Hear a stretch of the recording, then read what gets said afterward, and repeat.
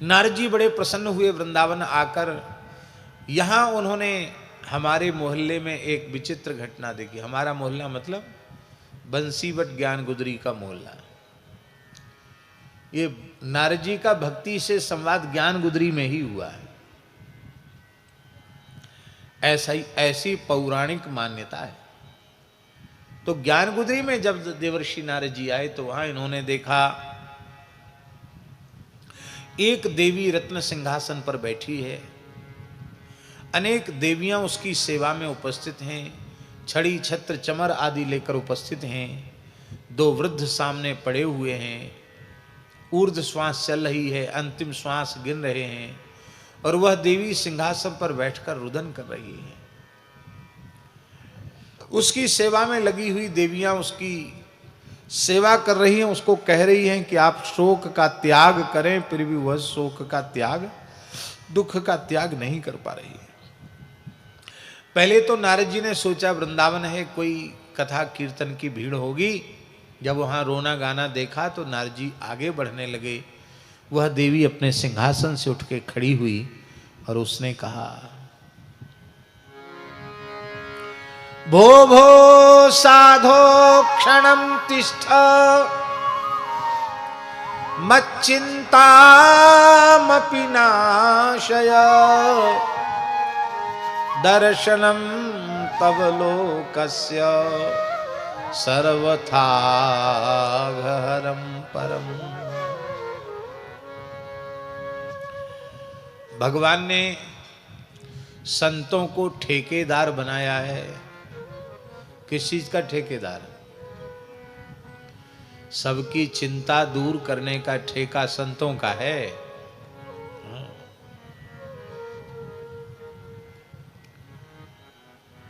चाह गई चिंता मिटी मनुआ वे परवाह, जिनको कछु नहीं चाहिए वे साहंसा। खुद चिंता है तो दूसरे की चिंता क्या दूर करेंगे। यहां अपि शब्द जो है ना, मत चिंताम अपि नाशय, मेरी चिंता भी दूर करो। माने सबकी दूर तो आप करते हो, फिर मेरी क्यों नहीं कर रहे, मेरी भी करो। क्योंकि सबको, सबकी चिंता को दूर करने का ठेका भगवान ने आपको दिया है। हे महात्मन, आप जैसे संत का दर्शन संपूर्ण पापों को नष्ट करने वाला है। बड़ी विचित्र बात है। भक्ति कहती है हमारे भी अघ को दूर करता है आप जैसे संतों का दर्शन।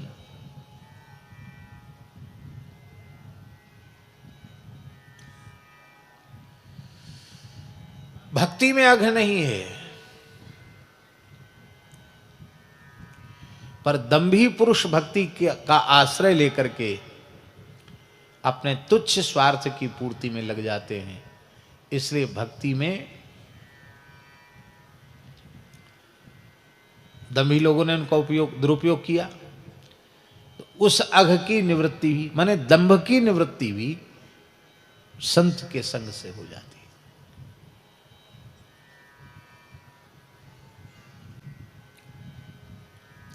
एक राजा था, तो वो राजा के जो भाड़ थे, भाड़ ही वो नकली बाबा जी का भेष बना के, नकली भेष ज्यादा अच्छा होता असली से। आप सिनेमा में देखो, टीवी में देखो, हम लोगों के तो सब नहाते नहाते स्नान करते सब जटा झर गए। उनके कितने बड़े बड़े जटा टीवी वालों की, टीवी के जो नाटक के सीरियल में आते हैं, खूब चमकने दमकने होते हैं।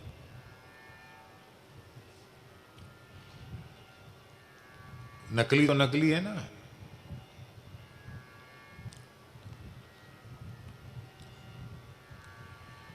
तो उन भाणों ने इतना बढ़िया नकल किया, साधु का बढ़िया भेष बनाया, रंग बिरंगे वस्त्र पहन के, खूब तिलक लगा के, और खूब ज्यादा ज्यादा माला पहन के,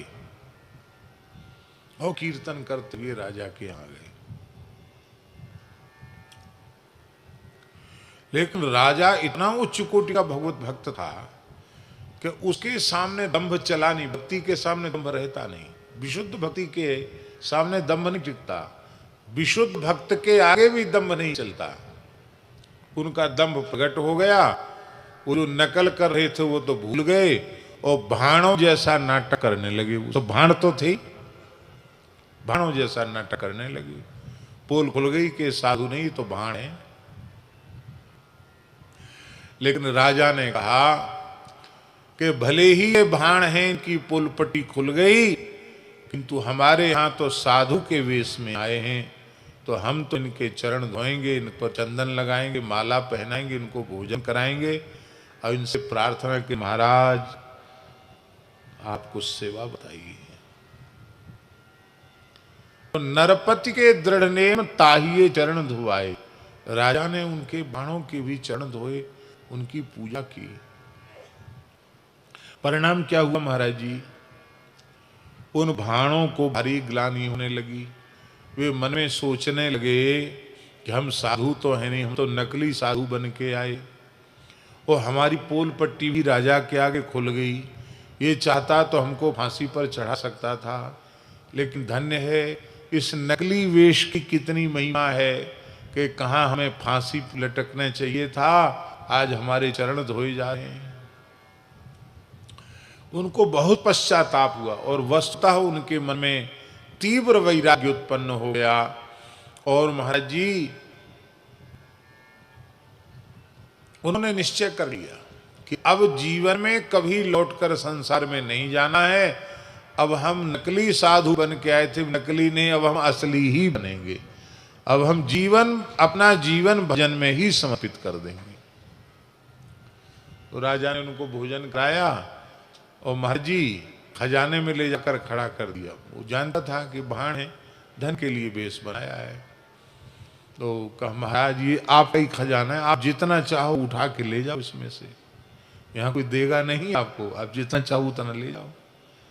इतना सुनते हुए भाण रोने लगे। उन्होंने कहा महाराज जल्दी हमको यहाँ से निकालिए, क्यों? हमें इसमें दुर्गंध आ रही है। और कहकर के वे जंगल में चले गए। द्रविड़ देश में भक्ति प्रकट होती है। भक्ति बढ़ती कैसे है? वृद्धिं कर्नाटके गता। जब कान से बार बार भगवान की कथा सुनी जाती है तो भक्ति की वृद्धि हो जाती है।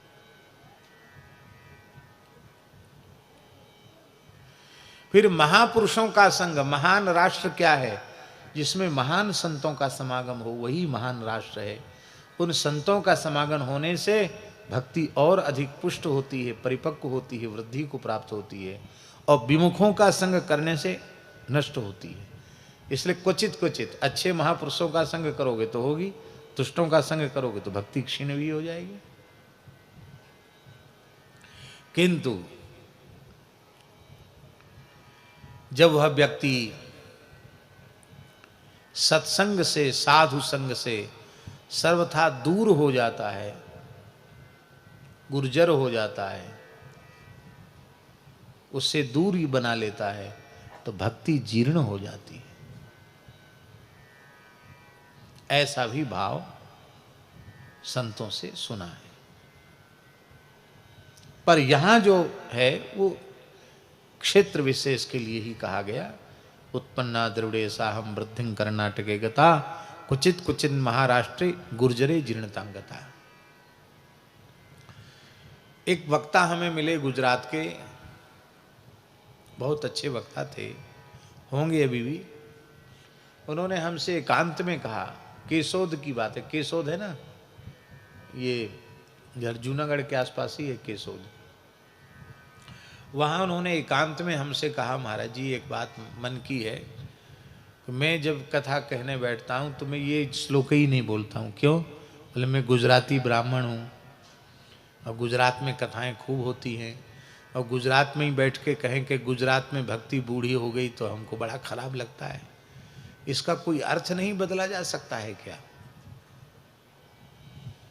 तो मैंने उनको कहा, महाराज जी अर्थ बदलने की आवश्यकता नहीं है। भागवत महात्म्य में जो बात लिखी है वो बिल्कुल सत्य है। अरे आप भी यही कह रहे हैं? लगभग 500 वर्ष प्राचीन रचना है भक्तमाल ग्रंथ की। और भक्तमाल ग्रंथकार नाभाजी क्या कह रहे हैं? भक्तराज नरसिंह मेहता के जन्म के पहले गुजरात की क्या स्थिति थी? इतना तो पक्का प्रमाण है कि नहीं? इसलिए कहना यह चाहिए कि जब नारद जी से भक्ति का संवाद हो रहा तब गुजरात की स्थिति वैसी थी, किंतु भक्तराज नरसिंह मेहता ने प्रकट होकर उस भूमि के उस दोष को समाप्त कर दिया। इसलिए अरे बोले महाराज मुझे तो बहुत बड़ा समाधान मिल गया। और भक्तमाल ग्रंथ प्रमाण है। क्या स्थिति थी गुजरात की? महास्मारत लोग भक्ति लवलेश न जाने, माला मुद्रा देखी तासु की निंदा ठाने, ऐसे कुल उत्पन्न भयो भागवत शिरोमणि, ऊसरते सर कियो खंड दो सही खोयो जनि, बहुत ठौर पर चौदियो रस रूप भक्ति हृदय धरी, जगत विदित नरसी भगत जिन गुज्जर धर पावन करी। यहां स्पष्ट लिख रहे हैं ना भाई, खंड दो सही खो योजनी, गुर्जर खंड के दोष को खो दिया। ऊसर भूमि को सर, ऊसरते सर कियो। ऊसर थी गुजरात की भूमि, कोई संत प्रकट नहीं होगा, पर इतना उपजाऊ बना दिया कि अनेक संत उसके बाद तो महाराज संतों की लाइन लग गई गुजरात में।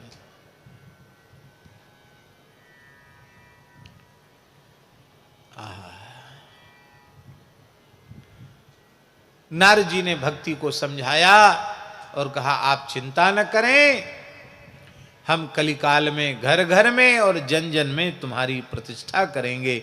यदि नहीं करेंगे तो मैं भगवान का सच्चा दास नहीं माना जाऊंगा। तदा नाहम हरेर दासो लोके त्वाम न प्रवर्तये। ये पूरे संसार में महाराज जी जितनी कथा कीर्तन हो रहा है ना, सत्संग हो रहा, सबके भीतर नारद जी घुस के काम कर रहे हैं। ये सब नारद जी का भी अभियान चल रहा है, मिशन चल रहा है नारद जी का। कैसे भक्ति प्रकट होगी?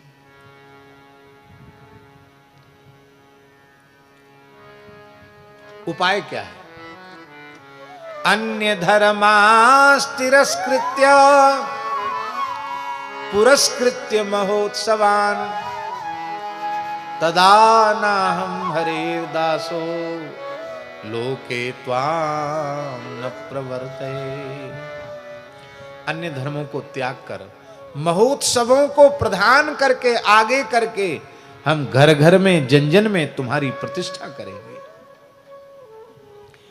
अब महाराज जी कितना बड़ा सौभाग्य का क्षण हम लोगों को मिला है। एक दिन 2 दिन कथा सुनना मुश्किल है, यहां लगातार 2 महीने तक हमें सत्संग प्राप्त होगा।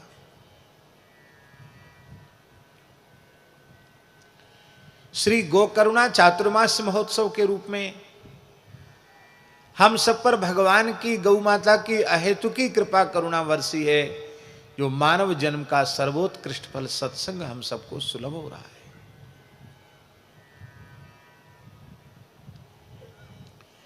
प्राचीन काल में संतों के चातुर्मास्य ही ज्ञान भक्ति वैराग्य की स्थापना के माध्यम थे।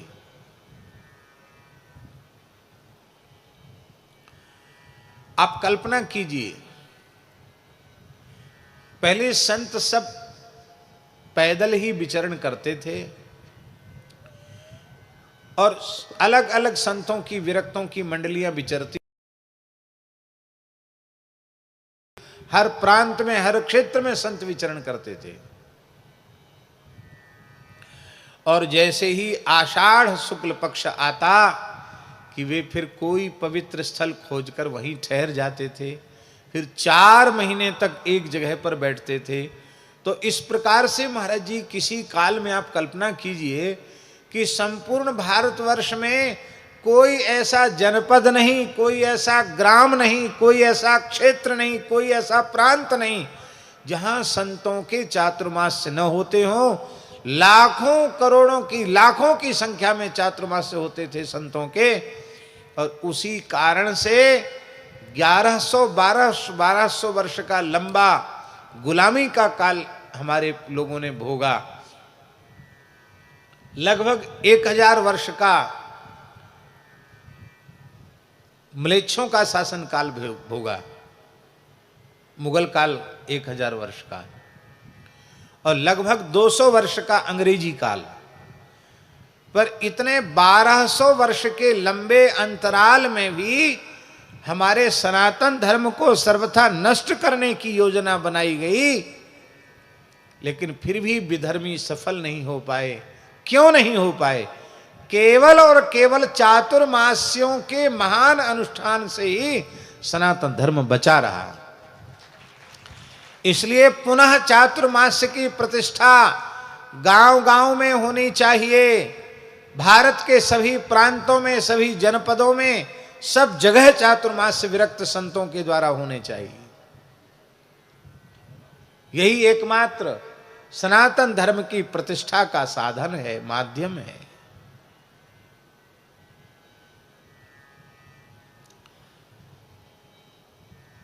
हम तो कभी नहीं करते थे, पूज्य पथमेड़ा महाराज जी ने ही आग्रह करके सबसे पहले जड़खोर में, अब तो धीरे धीरे फिर शुरू हो गया। तो शुरू हो गया महाराज जी की कृपा से शुरू हो गया। तो एक जगह बैठ करके भगवत चर्चा करने का सुख मिलता है, बहुत आनंद होता है। वैसे तो कोई साधन बनता नहीं, पर इस माध्यम से कम एक जगह बैठने का अवसर मिलता है।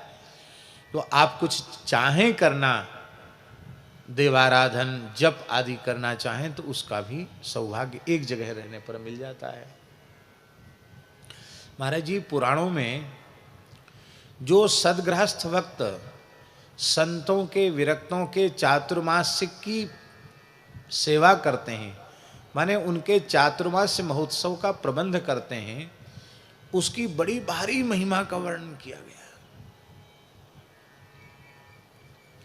विरक्तों के पुराणों में भगवान व्यास कह रहे हैं, मैं नहीं कह रहा हूं, भगवान व्यास की वाणी है कि विरक्तों के चातुर्मास्य की व्यवस्था करने वाला व्यक्ति वह अपने मातृकुल पितृकुल के सहित भगवान के नित्य धाम को प्राप्त करता है। उसके संपूर्ण पितरों का मोक्ष हो जाता है, क्योंकि एक भक्ति का दान है। सत्संग जो है वो विशुद्ध भक्ति का दान है। तो यतियों के चातुर्मास्य को कराने की भी बहुत बड़ी महिमा है। कितने सौभाग्य की बात है। आज एक दंडधारी सन्यासी, उसका दर्शन दुर्लभ है। आज पूज्यपाद श्री ब्रह्मचारी जी महाराज के अनुग्रह से, गौ माता की कृपा करुणा से इतने यति वृंदों का दर्शन करके मन इतना प्रसन्न है, इतना प्रसन्न है कि हम क्या कहें, मन बहुत प्रसन्न है। भगवान ऐसा ही अवसर हम लोगों को जीवन में देते रहें। ऐसी संतों का दर्शन करते हुए भगवत भागवत चर्चा का सौभाग्य हम लोगों को प्राप्त होता रहे। बोलो भक्तवत्सल भगवान की जय।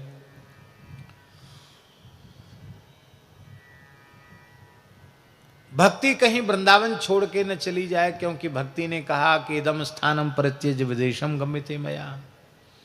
नारद जी ने बहुत उपाय किया, लेकिन ज्ञान वैराग्य की मूर्छा दूर नहीं हुई। तो भी नारद जी उदास नहीं हुए। इसका तात्पर्य है, नारद जी, किसी पवित्र महान संकल्प को लेकर यदि हम आगे बढ़ रहे हैं और प्रयत्न करने पर भी उसमें सफलता नहीं मिल रही है, कोई न कोई भयंकर विक्षेपक और बाधक तत्व आ रहे हैं जो बाधा पहुंचा रहे हैं, चित्त को, मन को विकृत बना रहे हैं, तो भी साधक को कभी भी हताश निराश नहीं होना चाहिए। ये नारद जी प्रेरणा दे रहे हैं। नहीं नारद जी कह देते कि देवी अब हमको भी जाने दो, क्यों, हमारा जितना बस में था हमने कर लिया, नहीं होता तो मैं क्या करूं, जय श्री राम जी की इच्छा। बोले नहीं, क्यों नहीं, मैं समाधान खोजूंगा, जब मैंने निश्चय किया तो समाधान खोजूंगा और मिलेगा समाधान।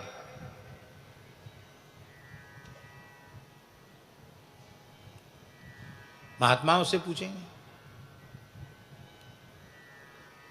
आकाशवाणी हुई, नारद जी तुम्हारा निश्चय दृढ़ है, तुम्हारा उद्यम सफल होगा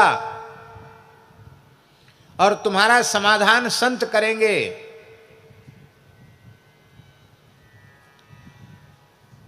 नारद जी संतों के पास जा जाके पूछने लगे। कोई तो मौनी हो गए कि हमने मौन व्रत ले रखा, हम बोलते नहीं। कुछ लोग कियंतस्ते पलायिता, कुछ लोग आश्रम छोड़ के चले गए। व्यास जी, मौनी कौन हुए और आश्रम छोड़ के कौन भागे? जिनको थोड़ा भी अपने मन में अपने पद का, अपनी प्रतिष्ठा का थोड़ा गौरव था, अरे कहीं हम उनके सामने नहीं बोल पाए तो लोग क्या कहेंगे, वो लोग या तो मौनी हो गए या भाग गए। पर जिनमें ज्ञान भक्ति वैराग्य था, उनमें हम शून्यता थी, वे कहीं नहीं गए। उन्होंने नारद जी से कहा, भगवान हम इसका समाधान नहीं कर सकते, वो आप ही नहीं खोज पाए तो हम क्या खोजेंगे। नारद जी बद्रिकाश्रम गए और कठोर तप करके हम इसका समाधान खोजेंगे।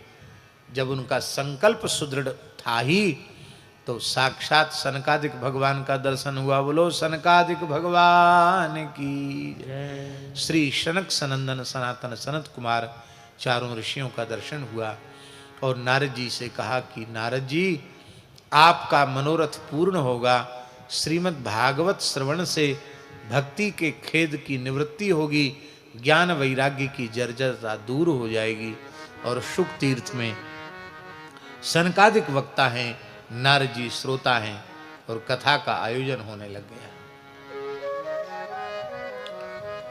इतने महान वक्ता आए हैं, यजमान भी दिव्य और वक्ता तो क्या कहना। अहो नारद धन्योसी विरक्ता नाम शिरोमणि, सदा श्री कृष्णदासा नाम अग्रणीर योग भास्कर। ऐसे तो यजमान है। और वक्ता कैसे हैं? सदा वैकुंठ निलया हरि कीर्तन तत्परा, लीलामृत रस उन्मत्ता कथा मात्रैक जीविनः, हरिशरणमित्येवं नित्यं येषां मुखे वचः, अतः काल समादिष्टा जरायुष्मान बाधते। ऐसे वक्ता हैं। वेद तंत्र इतिहास, नद नदियां, समुद्र पर्वत, सभी तीर्थ, देवता दानव यक्ष गंधर्व किन्नर नाग सब कथा सुनने आए।